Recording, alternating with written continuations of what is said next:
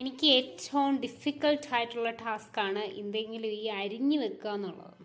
അപ്പം കുറച്ച് ചേനയും കായും മത്തങ്ങയും പാവയ്ക്കൊക്കെ ഒന്ന് റെഡിയാക്കി വെക്കാനായിട്ടുള്ളൊരു ശ്രമത്തിലാണ്.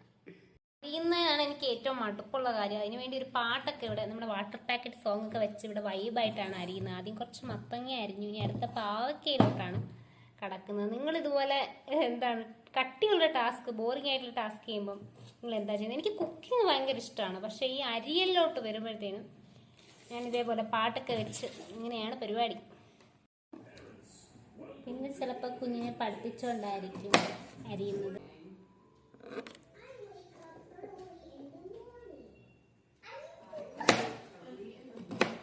കുഞ്ഞെ ഒന്ന് പോസ് ചെയ്യുമോ? അത്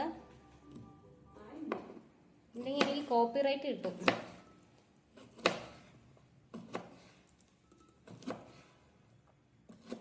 പിന്നെ ഇവിടെ അരിയലിന് ഹെൽപ്പ് ചെയ്യുന്ന ഒരു താരത്തിനെ ഞാൻ കാണിച്ചു തരാം.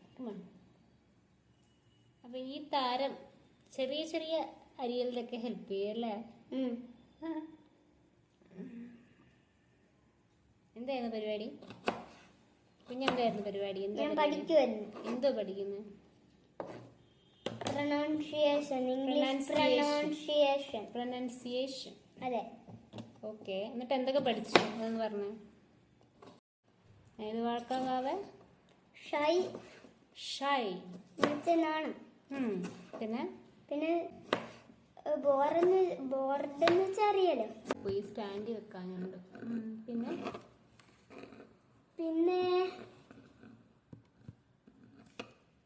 പൊട്ടറ്റോ എങ്ങനെ പ്രൊനൗൺസ് ചെയ്യുന്നത്? അമ്മ പൊട്ടറ്റോ എന്നാണ് കുഞ്ഞു പറഞ്ഞത്, പൊട്ടറ്റോ എന്നല്ല പ്രൊനൗൺസ് ചെയ്യുന്നത്. പിന്നെ എങ്ങനെ പ്രൊനൗൺസ് ചെയ്യുന്നത്? പൊട്ടേറ്റോ. പൊട്ടേറ്റോ. ഓക്കെ. ടൊമാറ്റോ എന്നല്ല ടൊമാറ്റോ. പിന്നെ ടൊമാറ്റോ. ടൊമാറ്റോ കറക്റ്റ് ആണോ? പിന്നെ കുഞ്ഞിന് ഭയങ്കര ഇഷ്ടമാണോ പ്രൊനൗൺസിയേഷൻ ഇങ്ങനെ കറക്റ്റായിട്ട് നോക്കി പഠിക്കാനൊക്കെ? അതെ. അമ്മയ്ക്ക് പണ്ട് ഡിഗ്രിക്കൊക്കെ പഠിച്ചുകൊണ്ടിരുന്ന സമയത്ത് അമ്മയ്ക്കൊരു സബ്ജക്റ്റ് ഉണ്ടായിരുന്നു. അപ്പം ഞാൻ ഇങ്ങനെ എപ്പോഴും ശ്രദ്ധിക്കുമായിരുന്നു. അമ്മയ്ക്ക് അതിൻ്റെ പ്രൊനൗൺസിയേഷൻ ഇരുന്നു ഇത് ഇരിക്കൂല്ലോ കേട്ടോ. ഫോൺ സ്റ്റാൻഡ് എടുത്തോണ്ട് വരണം, ഇതിങ്ങനെ വീണോണ്ടിരിക്കുക കേട്ടോ. അമ്മേ, മോൻ്റെ കയ്യിൽ ഇപ്പോൾ വാക്കുകളുടെ ഒരു ഡിക്ഷണറി ഇല്ലേ?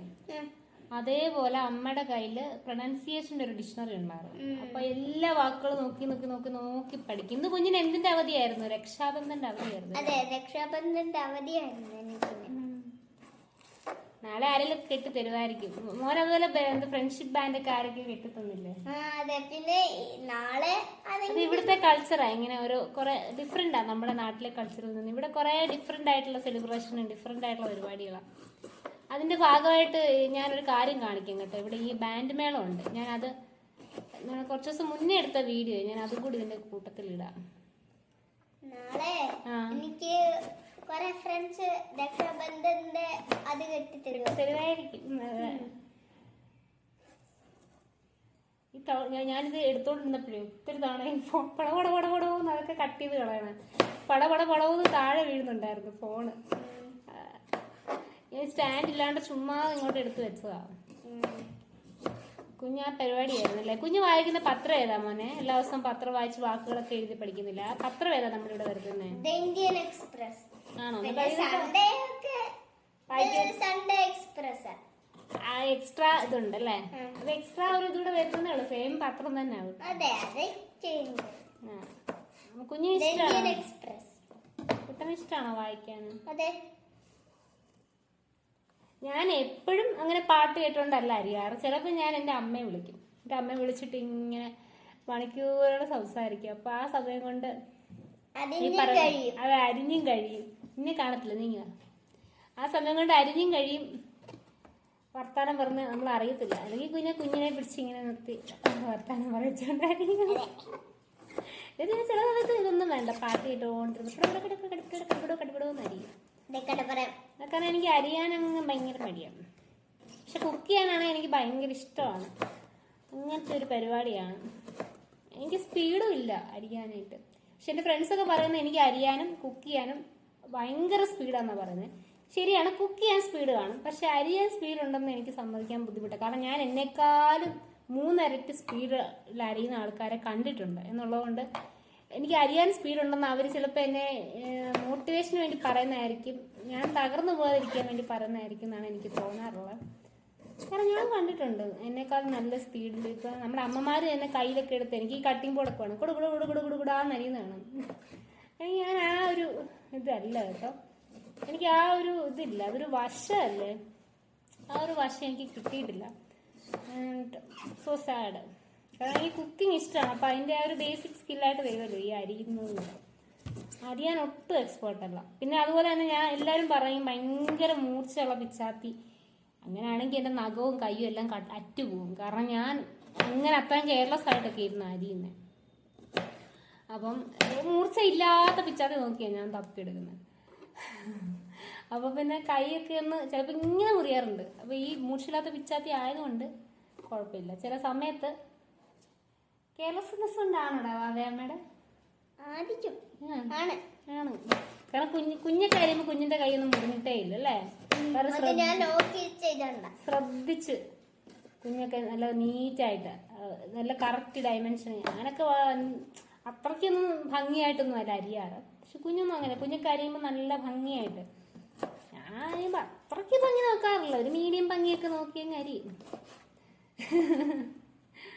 പിന്നെ അല്ലെങ്കിൽ സ്പെഷ്യൽ ഡിഷൊക്കെ ആണെങ്കിൽ വീണ്ടും ഭംഗി നോക്കി അറിയാം അമ്മയല്ലേടാ? അതെ. ഇങ്ങനത്തെയൊക്കെ പരിപാടികളാണ് ഞങ്ങളുടെ വിശേഷം. എന്നാൽ കുഞ്ഞു പോയി പഠിച്ചോ, ഞാൻ നിർത്താം. കാരണം അല്ലെങ്കിൽ അതും ഇതും കൂടെ ആണെങ്കിൽ കോപ്പിറൈറ്റ് കിട്ടും അമ്മയ്ക്ക്. ഇപ്പോൾ ഒന്നുമില്ല, ഞാൻ വെറുതെ ഇരുന്ന് പാട്ട് പാടുന്നതിന് വരെ എനിക്ക് യൂട്യൂബിൽ കോപ്പിറൈറ്റ് കിട്ടുന്നുണ്ട്. അതെങ്ങനെ പണ്ടൊക്കെ കരോക്കെ ഇട്ടാലൊക്കെ കോപ്പിറൈറ്റ്, ഇപ്പം ഞാൻ വെറുതെ ഇരുന്ന് പാടുന്നതിനൊക്കെ കോപ്പിറൈറ്റ് കിട്ടുകയാണ്. എനിക്ക് എന്താണെന്നറിയത്തില്ല, അറിയുന്നവരുണ്ടെങ്കിൽ ഒന്ന് പറയണം കേട്ടോ. നമ്മൾ വെറുതെ ഇരുന്ന് പാടുന്നതിന് വരെ എങ്ങനെ ഈ കോപ്പിറൈറ്റ്, ഞാൻ ശ്രുതി പോലും ഇടാണ്ട് വെറുതെ ഇരുന്ന് പാടുന്നതിന് കോപ്പിറൈറ്റ് കിട്ടിയിട്ടുണ്ട്. അതെങ്ങനെയാണെന്ന് എനിക്ക് ഐഡിയ ഇല്ല, നിങ്ങൾക്ക് അറിയാമെങ്കിൽ അത് പറഞ്ഞു തരണം. ഞാനത് കട്ട് ചെയ്യാം, കുഞ്ഞു പോയി TV വെച്ച് പഠിച്ചോളൂ. ഞാൻ ഡിസ്റ്റർബ് ചെയ്യുന്നില്ല. പാവയ്ക്ക കട്ട് ചെയ്ത് കഴിഞ്ഞു.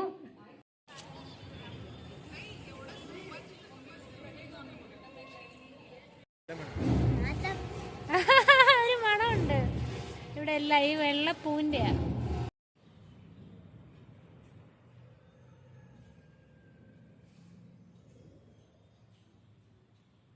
വൃത്തിയുടെ ആഘോഷത്തിന് വേണ്ടിയിട്ട് ഇവിടെ ഈ ബാൻഡൊക്കെ കൊട്ടി പ്രാക്ടീസ് ചെയ്തുകൊണ്ടിരിക്കുക. ഞാനത് കേൾപ്പിക്കാം. എല്ലാ ദിവസവും ഉണ്ട് പ്രാക്ടീസ്, കേൾപ്പിക്കാം. ഒരാഴ്ചയായിട്ട് തുടങ്ങിയ പ്രാക്ടീസ്.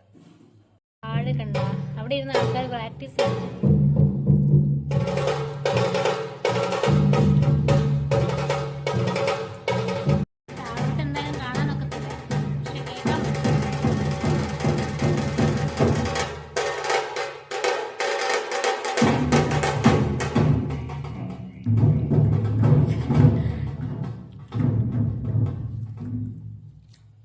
ഇങ്ങനെ നിൽക്കും, പിന്നെ ഇങ്ങനെ തുടങ്ങും, അങ്ങനെ തന്നെ നിൽക്കും. പതുക്കെ കുറേ നേരം ആയി കേട്ടോ തുടങ്ങിയിട്ട്. ഇപ്പം ഇന്നത്തെ തീർന്ന് കാണും. അവര് തീർന്നിട്ടില്ലാന്ന് തോന്നുന്നു. പലതരത്തിലുള്ള കൊട്ടലുകളുണ്ട് താളത്തിലും.